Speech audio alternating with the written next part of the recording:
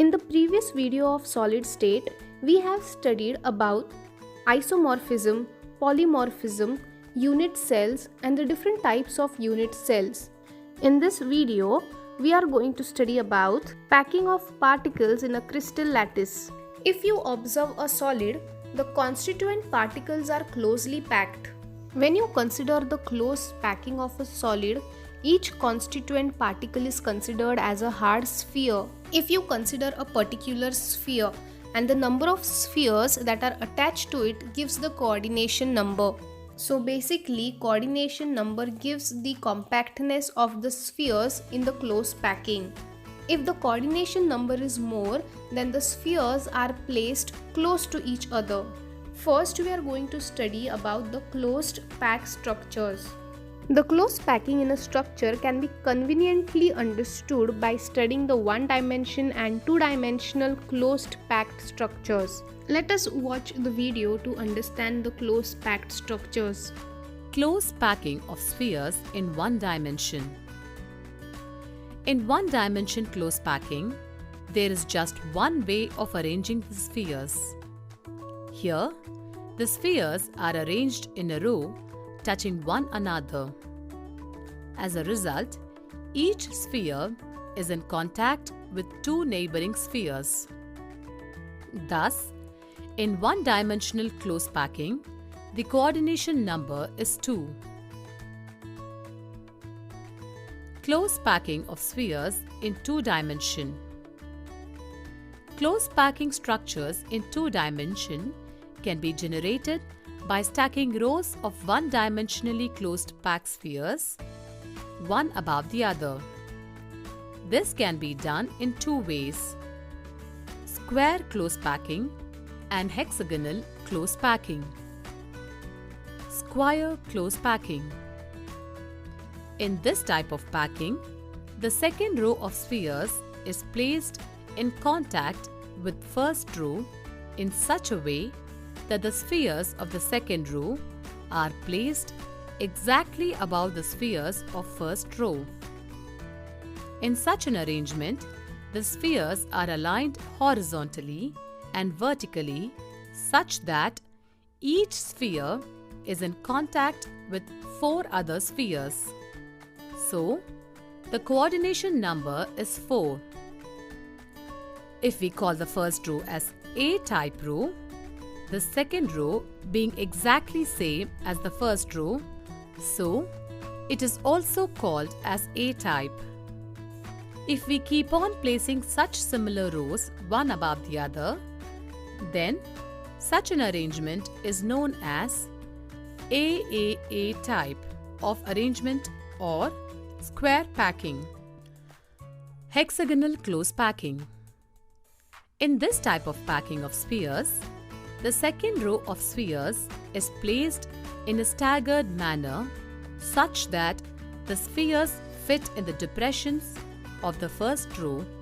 If we call the first row as A-type, then as the second row is different from the first row, it can be called as B-type.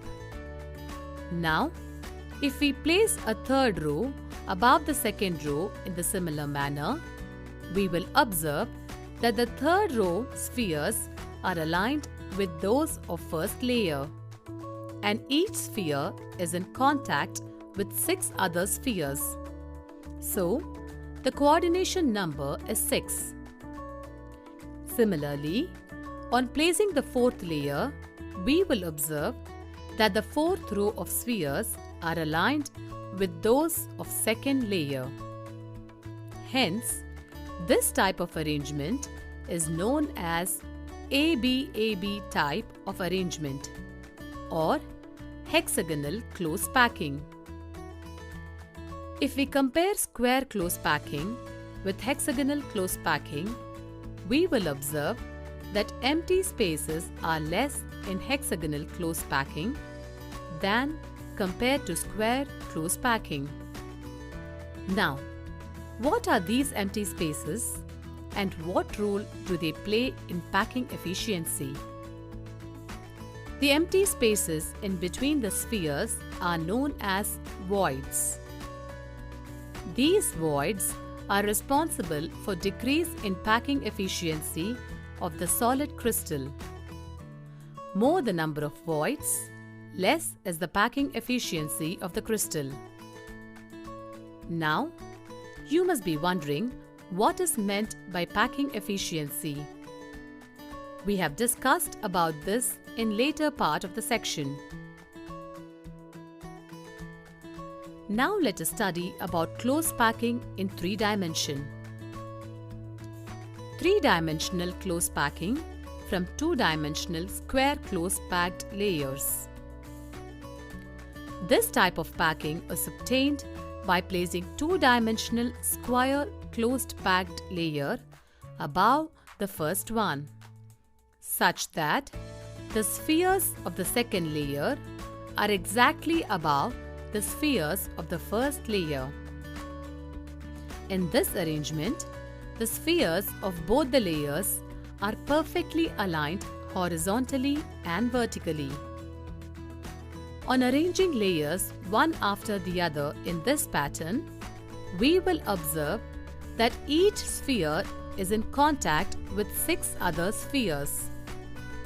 4 from the same layer, 1 from the layer above, and 1 from the layer below that sphere. So, the coordination number is 6. If we call the first layer as A type, and since all the layers are also of the same type, this kind of arrangement is known as AAA type of arrangement. On observing carefully, we will find that this arrangement has generated a simple cubic lattice, and its unit cell is primitive cubic unit cell. Dimensional close packing from 2-dimensional hexagonal closed pack layers. The 3-dimensional hexagonal closed pack structure can be obtained by placing 2-dimensional hexagonal structures one layer above the other.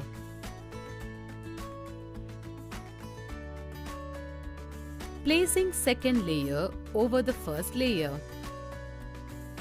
Let us take a 2-dimensional hexagonal closed packed layer A. Notice this layer has triangular voids. Place a similar closed packed layer in such a way that the spheres of the second layer are placed in depressions of the first layer. As the spheres of the second layer are aligned differently as compared to the first layer, so let us call this layer as B type. On observing, we will notice that not all the triangular voids of the first layer are covered by the spheres of the second layer. This gives rise to a different arrangement and different voids. Voids. There are 2 types of voids. Tetrahedron voids, denoted by T, octahedron voids, denoted by O. Let us study how these voids are formed. When we place a closed packed layer above the depressions of the first layer, we will notice that at some places the triangular voids of the first layer are being covered by the spheres of second layer. At such places, a type of void is formed. This type of void is known as tetrahedral void, T, since a tetrahedron is formed by joining the centers of the 4 surrounding spheres.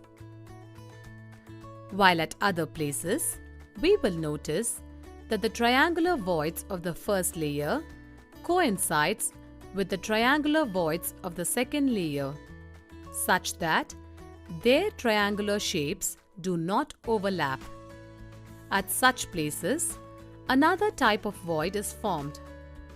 This type of void is known as octahedral void, O, since an octahedron is formed by joining the centers of the 6 surrounding spheres.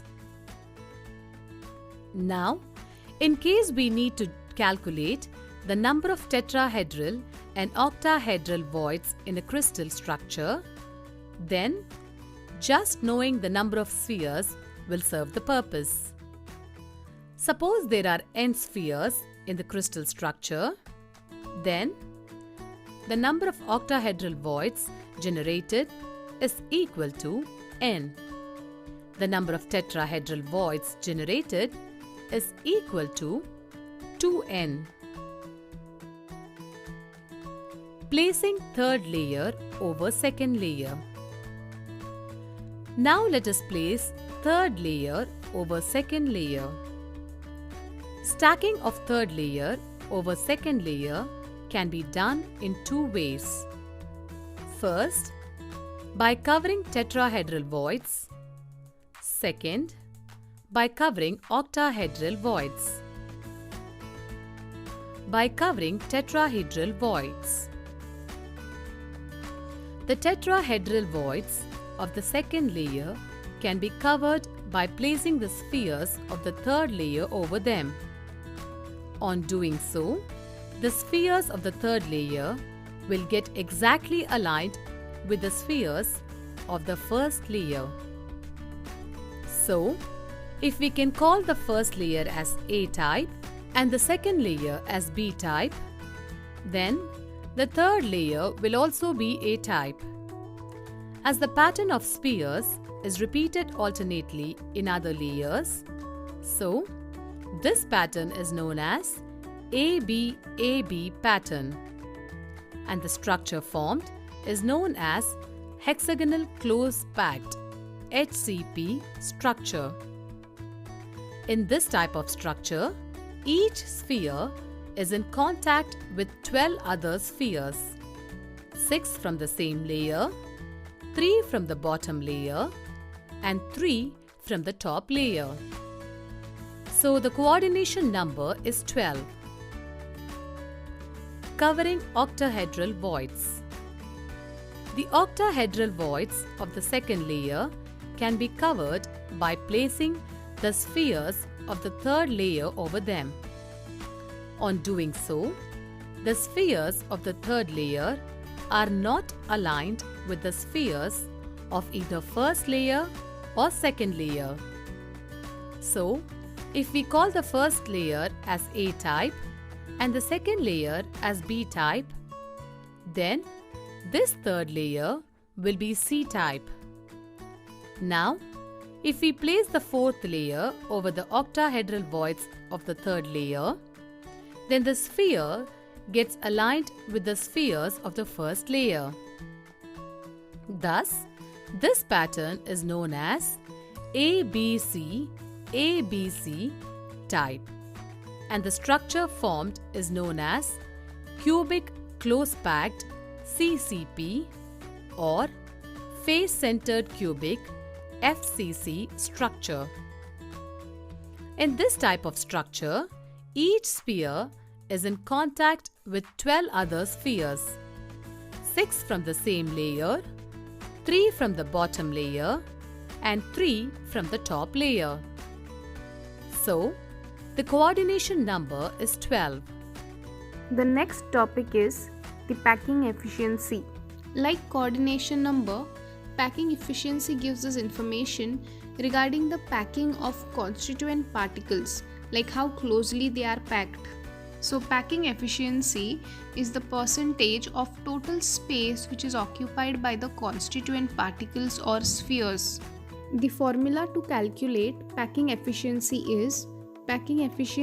is equal to volume occupied by particles in unit cell divided by total volume of unit cell multiplied by 100. Now we are going to study the packing efficiency in the metal crystals. So we will be studying the primitive or the simple cubic unit cell and the body centered unit cell. There are 4 steps in which we can determine the packing efficiency of a unit cell. First is the radius of the sphere, second is volume of the sphere, third is total volume of particles, and finally the packing efficiency. If we look at a simple cubic unit cell, we know that it has constituent particles at the corners and they touch each other at the edges. Here is a face of a simple unit cell. It is seen in the picture that the two spheres, they come together to form the edge length of the cubic unit cell. Hence, A is equal to 2r. Since we are finding the radius, we just have to interchange the term. Hence, we will get r is equal to A divided by 2. Here, A is the length of the unit cell edge and r is the radius of the atom. The next step is determining the volume of the sphere. Since we are dealing with spheres, we know that the volume of sphere is equal to 4 divided by 3 pi r cube. We already have the value of r, that is A divided by 2, so we will be substituting this value in the above formula. Hence we get 4 divided by 3 pi. In place of r, we will be writing A divided by 2 the whole raised to 3. After doing the calculation, we will get it as volume of sphere is equal to pi a cube divided by 3. The next step is calculating the total volume of particles. We know that simple cubic unit cell contains only one particle. The total volume of the unit cell will be equal to one particle of the unit cell, that is pi a the whole raised to 3 divided by 6. The last step is the packing efficiency. Here we have to write the formula, that is packing efficiency is equal to volume occupied by particles in a unit cell divided by total volume of a unit cell multiplied by 100. So in place of volume occupied by one unit cell, we have to substitute pi a raised to 3 the whole divided by 6, and in place of total volume of unit cell, we have to write a cube multiplied by 100. Here a cube will get cancelled, hence we will be left with 100 pi divided by 6. The value of pi is 3.142. After doing the calculation, we get the answer as 52.36%. This means in simple cubic lattice, 52.36% of total space is occupied by the constituent particles, and 47.64% is the space which is empty, which are called as the voids. So this was all about the packing efficiency in simple cubic unit cell. Let us now study the body-centered cubic lattice. Here is a video explaining the packing in the body-centered unit cell. In the body-centered unit cell, there are 8 constituent particles at the corners and 1 particle in the center. This one constituent particles, it contributes to the entire volume of the unit cell, whereas the other 8 particles which are present at the corners, they contribute 1/8, and hence the number of atoms in unit cell is 2. In the BCC, we are going to follow the same steps like we did in determining the packing efficiency in SCC, that is simple cubic unit cell. So first we will be calculating the radius of the sphere, next the volume of the sphere, third the total volume of the particles, and finally the packing efficiency. First is the radius of the sphere. In BCC unit cell, we know that there are 8 particles which are present at the corners and 1 particle which is present in the center. In this figure, you can see that C is the center constituent particle and it is touching the 2 particles, that is A and F, along the diagonal of the cube. Diagonal means the constituent particle A, it is facing towards us, C is in the center, and F is on the opposite face of the cubic unit cell or the backward face of the unit cell. In order to obtain the radius of the sphere, we have to use the Pythagoras theorem. We are considering the triangle FED. So according to Pythagoras theorem, FD square will be equal to FE square plus ED square.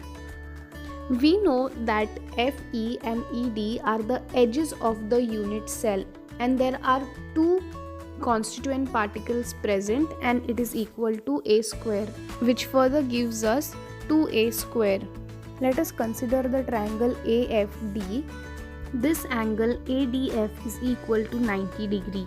Hence, AF square is equal to AD square plus FD square. AD square is equal to A square, and in place of FD square we already have the value that is equal to 2A square. On doing the addition we get the answer as 3A square, or we can also write it as AF is equal to square root 3A. Now if we observe the figure, we will see that AF is equal to 4 times R. Now how is that so? Because A, we have 1 R, C is the entire sphere inside, hence it is equal to 2R, and F is equal to 1R. So on addition we get it as equal to 4R. Now we have to substitute this value in equation 1.10, hence we will get it as AF is equal to square root of 3A. So in place of AF we will be writing 4R. So 4R is equal to square root of 3A. After interchanging the terms we will get it as equal to R is equal to square root of 3 divided by 4A. The next step is volume of the sphere.